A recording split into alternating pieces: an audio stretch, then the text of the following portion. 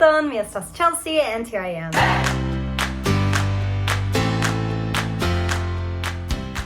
En mia lasta filmeto, mi parolis pri kelkaj malbonaj aferoj, malfacilaj aferoj, kiuj okazis aŭ okazas al mi, kiam mi vojaĝas. Kaj kvankam tiuj aferoj ja estas malfacilaj, malbonaj, mi ne parolis pri la plej malbona, plej terura afero, kiu okazis al mi dum mia tuta jaro de vojaĝo.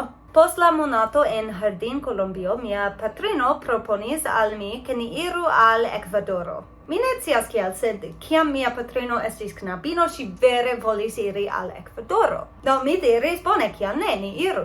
Ni foriris de Jardin, Bedaŭrinde mi tre ŝatis Jardin, kaj alvenis en Ekvadoro. Dum la unua tago, mi levis mian valizon kaj tuj vundis mian dorson. Mi ne povis marŝi, mi ne povis fari ion ajn, mi nur estis en mia lito kaj ploris.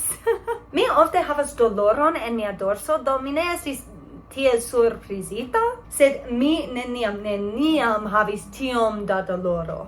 Mi prenis medikamenton kaj atendis, sed ĝi malpliboniĝis. Fine, ĉirkaŭ la oka, mi diris al mia patrino, ke mi devas iri al la Malsanulejo. Mi timis, ke mi faris ion al mia dorso neripareblan. Ni iris al la Malsanulejo en taksio, kaj kiam ni alvenis, mi ploris tiom multe, ke la taksiisto portis min en siaj brakoj. Li metis min en ruseĝo, kaj mi kaj mia patrino atendis. Kaj denove, kiel mi diris, dum mia tuta vivo mi neniam spertis tiom da doloro. Fine, la kuracisto kondukis min en la ĉambron kaj demandis min kio okazis. Kiam mi diris al ŝi kio okazis, ŝi diris, ke mi bezonas iom da kontraŭinflama medicino. Sed en tiu momento mi forgesis la hispanan.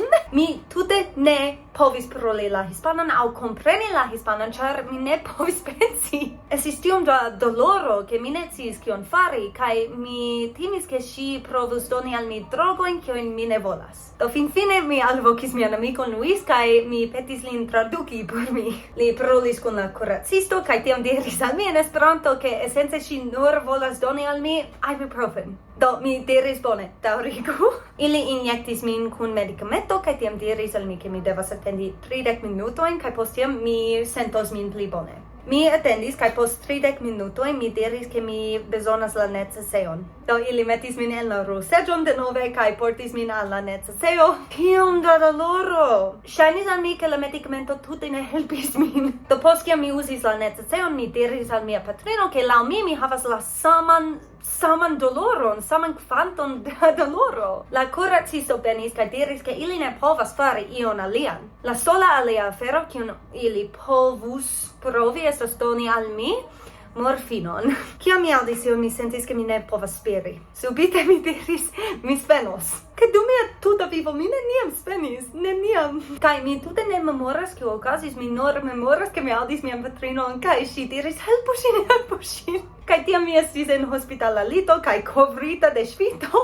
Mia patrino diris, ke mi spenis, kaj mia haŭto fariĝis blanka, kaj miaj lipoj bluaj. Sed post kiam mi vekiĝis, mi sentis min multe pli bone. Mi pensas, ke estis multe da adrenalino en mia korpo, kaj pro la fakto, ke mi sentis min multe pli bone, mi foriris. Kaj memoru, tio estis la unua tago en Ekvadoro. Dum eble 3 tagoj mi preskaŭ ne povis marŝi. Mi estas tre dankema, ke mia patrino estis tie kun mi, ĉar ŝi helpis min multe. Do ĝis nun mi pensas, ke tio estas la plej malbona afero, kiu okazis al mi dum miaj vojaĝoj. Sed la bona afero estas, ke en Ekvadoro oni ne devas pagi por tio. Do ni provis pagi, ni diris kie, sed ili diris ne, oni ne devas pagi ĉi tie. Kaj freneze, ĉu ne?